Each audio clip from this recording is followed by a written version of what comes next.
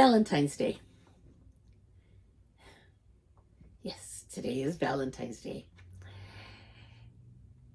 The myth of a perfect love and the truth of brave love. There's something I've never liked about Valentine's Day. It's not because I don't believe in love. Actually, it's quite the opposite. I believe in it too much. But we have been taught that love is always beautiful, soft, perfect. And that's in both genders. I mean, for women, all the fairy tales. And for the men too, the knights in shining armor. That if you truly love, there's no conflict, no discomfort, no painful truth. And that's a fantasy. There's no happily ever after like in those fairy tales. Real love is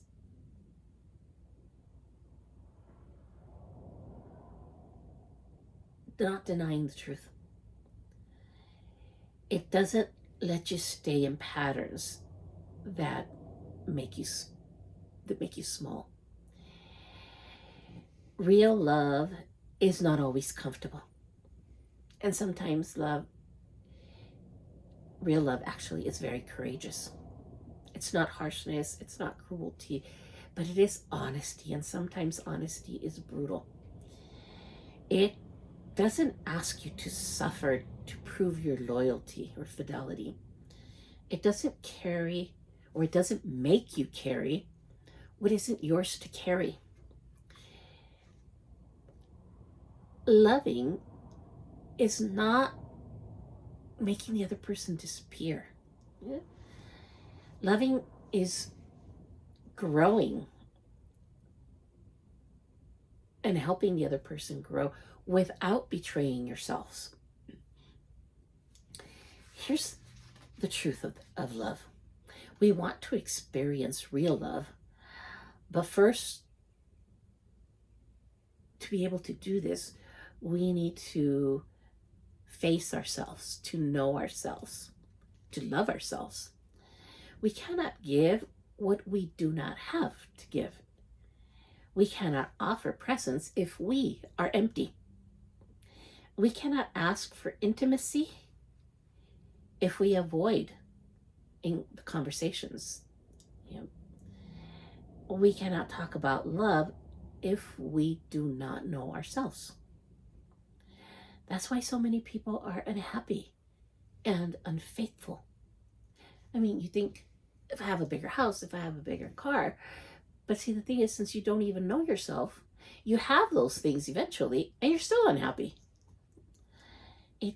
It's not because you're not unhappy either because you're alone. You're unhappy because you haven't realized how empty you are.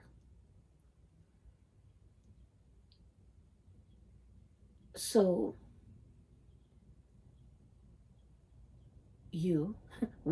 I'll include myself in there, we try to fill the void with gestures, flowers, chocolates, gifts, expensive dinners, movies, gift cards, money, rituals that look like love.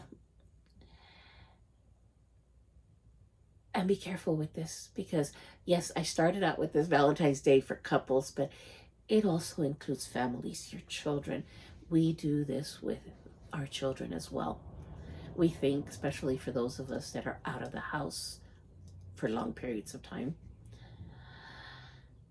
we think that if we give our family whatever they need, whatever they want, that's enough. And you're very wrong. And eventually you will find that it'll all get thrown back at your face because your family would rather be poor but have you there than all the gifts in the world. They want your presence.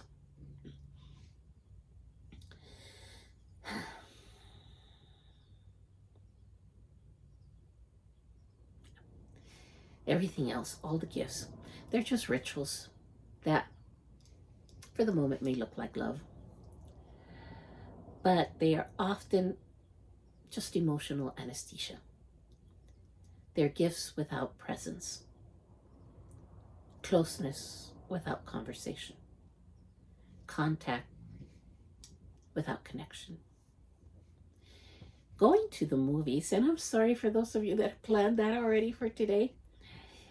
And it's very cute because it's not just couples that'll plan. Sometimes they see entire families at the movies. Yeah, they plan for everybody that way. Sure, it's a nice gift. I mean, I like going to the movies too. It would seem like a perfect date, but it's a perfect date to avoid talking. Being together without real intimacy. Sharing space without exposure. And that's not wrong, but it's not deep love. Deep love means being seen. It means mirrors. And I'm not even going to say what some of you may be thinking. It means truth. That's what I meant by the mirror. Seeing yourself for who you really are. It means responsibility. Most of us are not cruel. We are avoidant. We don't run from love. We run from what real love would require us to change in ourselves. Because loving means dropping the performance. It means dropping the mask. It means dropping the image that we have so carefully made of ourselves, and sometimes we believe. And that is scary. St. Valentine's Day was commercialized to sell us love, or to sell us a love that you can buy. But real love cannot be bought. It must be practiced every day, not just once a year. Every day. In honest conversations, in coherence, in emotional responsibility, in the courage to stay present. Love is not flowers, not chocolates, not jewelry. Love is truth. And let me, if you're up to it, especially for those who love games, and even if you don't, if you were to be tied to a chair, like you were kidnapped, kind of, and you were facing each other face to face, you cannot run away, you're right there, what would you tell each other? I encourage you, if you're up to it, do that for the purpose of telling each other the truth.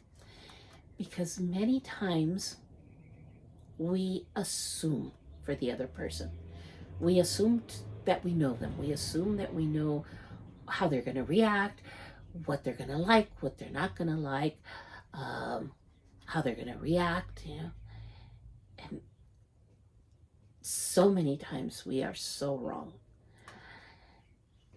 At first, you may be upset. You know, I know couples where, yes, that could be part of memory loss. They don't know dates, like when the other person was born. You know, they forget, you know, holiday. That's okay. If you do that, I mean, you can have that memory loss. But I also know couples that have an image of their spouse or their partner that really doesn't coincide with what everybody else knows, because it's an image they've created in their own mind. And see, that you're not happy with that image, and neither is the other person, knowing that that's how you see them, because that's not who they really are. So if you have a minute, I encourage you, tie yourselves up or put yourself in a situation where you cannot run away.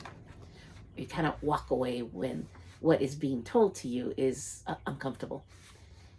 And Talk. Let it all out. You will find that at the beginning, yes, it's an eye-opener.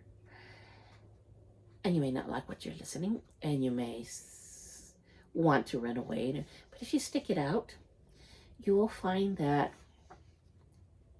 if you truly have love, it's still there. Love is truth. And I'm not telling you just for the sake of it.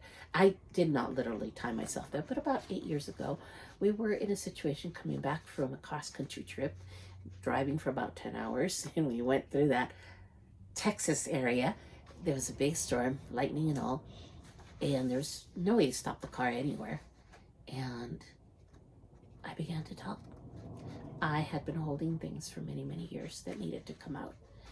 And I, obviously I was in prayer too, because I could see the tension in his face as he was driving. It was, not only did he have to watch where we're going, but also the emotions that my husband was going through at the time. And he went out too and said whatever he had to say. And there was a period of a couple of days that we did not talk to each other. I wasn't sure we were going to make it, but it has been 8 years since that happened, and it was an eye-opener. Like I said, if there is love, yes, truth will hurt, but love is truth. And truth, when it is real love, and when you are truly being honest, really does set you free. It's just a thought. You don't have to do it. But my wish for you, especially on this Valentine's Day, is that you truly find love. So I leave you with love, peace, and lots of light. I am Simera'Kai.